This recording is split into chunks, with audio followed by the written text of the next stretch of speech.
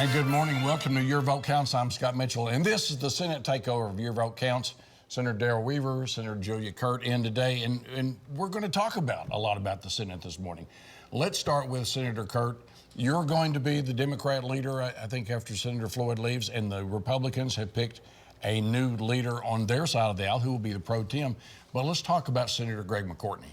Yeah, the new leader-elect is Senator Greg McCourtney, who's been the floor leader, so we've worked closely with him in the past. You know, former mayor from Ada, worked in healthcare, so he's got a lot of different ways that he knows about our state. And so I think he'll be easy to work with in terms of he's a fair guy.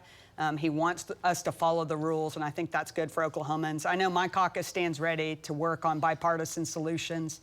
They're going to matter to the people of Oklahoma, and I'm glad to work closely with him in that way. We'll also hold them accountable. You know, our job in the minority is to make sure we're holding them accountable to make the best decisions possible for this state. Okay, so soon-to-be leader, talking about the soon-to-be leader, but tell us a little bit about your caucus pick, Senator McCourtney. What can Oklahomans expect about the new leader in the Senate starting next year? Next year, we're going to have a leader that comes in as a four-person race. We're small in the Senate, and all those battles are tough to have to pick somebody, but Senator McCourtney's our guy, and he's going to go forth. He's a businessman. He's someone that loves to look at talent within the Senate and put people in a position to be successful. And I think when individuals are successful, we will be successful as a whole. So I believe Senator McCourtney is going to do that, and we're on to a new season next year in the state Senate. Okay, now, one of the things that I've been reading about a little bit, but I haven't heard big explanations about, is this new process, the budget process in the Senate.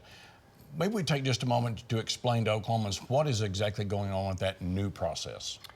Well, the new process is like this. It's more transparency. I know a part of that, and we have been meeting, and it seems like we're meeting again next week again. And we're opening things up. One thing I want, having come from a law enforcement background, I believe in transparency, and I believe that government should be that people know what's going on. So we want people to listen to, when it's on the internet, these meetings, and we also want people to show up and know what we're doing with your money. It's your money out there, Oklahoma, so you need to know what we're doing with it. Okay, since you mentioned it, he's the former director of maybe the finest law enforcement agency in America, the Oklahoma Bureau of Narcotics and Dangerous Drugs. That's from an alum.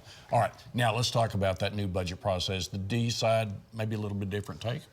You know, we've been asking for this for years. The Senate Democrats have been calling for budget transparency, and we don't just mean members knowing what's going on. We're talking about the people of Oklahoma being able to weigh in on these decisions.